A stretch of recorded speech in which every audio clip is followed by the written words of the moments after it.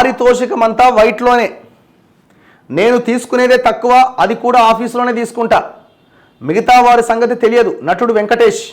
ఎవరికి? ఐటీ అధికారులకు చెప్తున్నట, నేను చాలా నీతివంతుణ్ణి, నాకు ఇచ్చే ఆ రెమ్యునరేషన్ అంతా నేను వైట్లోనే తీసుకుంటా, ₹1 బ్లాక్ తీసుకోనని. మరి భూములయ్యా, భూములు పేద ప్రజలని మొత్తం వందలాది మందిని అక్కడి నుంచి బౌన్సర్లను పెట్టి కేసీఆర్ కేటీఆర్తో కలిసి అక్కడి నుంచి జనాన్ని పంపించి 300 ఎకరాలు నువ్వు మీ అన్న కలిసి కబ్జా చేసిరు కదా గోపనపల్లిలో. సిగ్గు, శరం, బుద్ధి, మానం, మర్యాద ఏమన్నా ఓ హీరోవి నువ్వు?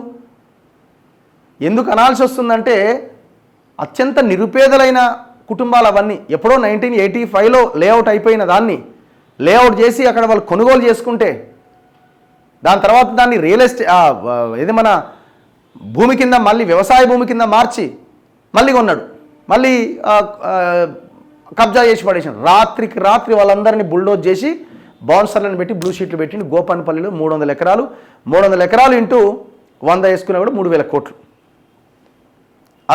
అంత ఏరియా.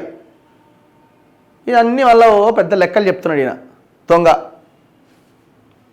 మరి ఆయన ఇప్పుడు మీ అంత వైటే, అంత బ్లాక్, మొత్తం బ్లాకే లేకపోతే ఆయన నందకుమార్ దగ్గర 3 కోట్లు క్యాష్, మరి 3 కోట్లు చెక్ ఎందుకు తీసుకున్నావు? వైట్ తీసుకోవాలిగా, క్యాష్ ఎందుకు?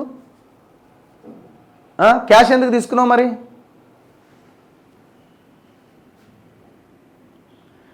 సంక్రాంతికి వస్తున్నాం అన్నట్లుగా ఐటీ అధికారులు, సోదాలు సాధారణమే.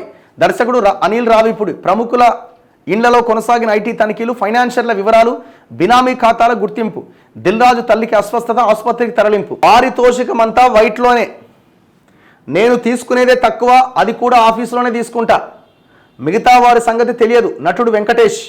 ఎవరికి? ఐటీ అధికారులకు చెప్తున్నట, నేను చాలా నీతివంతుణ్ణి, నాకు ఇచ్చే ఆ రెమ్యునరేషన్ అంతా నేను వైట్లోనే తీసుకుంటా, ₹1 బ్లాక్ తీసుకోనని.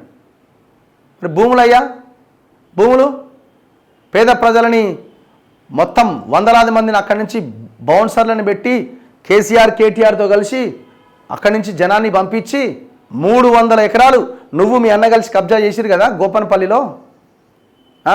సిగ్గు, శరం, బుద్ధి, మానం, మర్యాద ఏమన్నా ఓ హీరోవి నువ్వు? ఎందుకు అనాల్సి వస్తుందంటే అత్యంత నిరుపేదలైన కుటుంబాలు అవన్నీ. ఎప్పుడో 1985లో లేఅవుట్ అయిపోయిన దాన్ని లేఅవుట్ చేసి అక్కడ వాళ్ళు కొనుగోలు చేసుకుంటే దాని తర్వాత దాన్ని రియల్ ఎస్టేట్ ఇది మన భూమి కింద మళ్ళీ వ్యవసాయ భూమి కింద మార్చి మళ్ళీ కొన్నాడు, మళ్ళీ కబ్జా చేసి పడేసాడు. రాత్రికి రాత్రి వాళ్ళందరినీ బుల్డోజ్ చేసి బౌన్సర్లను పెట్టి బ్లూ షీట్లు పెట్టి గోపన్పల్లిలో 300 ఎకరాలు, 300 ఎకరాలు ఇంటూ 100 వేసుకున్నా కూడా 3000 కోట్లు. అంత ఏరియా. ఇవన్నీ వల్ల పెద్ద లెక్కలు చెప్తున్నాడు ఈయన దొంగ. మరి ఆయన ఇప్పుడు మీ అంత వైటే, అంత బ్లాక్, మొత్తం బ్లాకే లేకపోతే ఆయన నందకుమార్ దగ్గర 3 కోట్లు క్యాష్, మరి 3 కోట్లు చెక్ ఎందుకు తీసుకున్నావు? వైట్ తీసుకోవాలిగా, క్యాష్ ఎందుకు? క్యాష్ ఎందుకు తీసుకున్నావు? మరి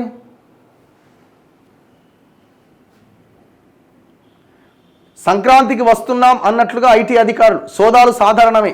దర్శకుడు అనిల్ రావిపూడి, ప్రముఖుల ఇండ్లలో కొనసాగిన ఐటీ తనిఖీలు, ఫైనాన్షియర్ల వివరాలు, బినామీ ఖాతాల గుర్తింపు, దిల్రాజు తల్లికి అస్వస్థత, ఆసుపత్రికి తరలింపు.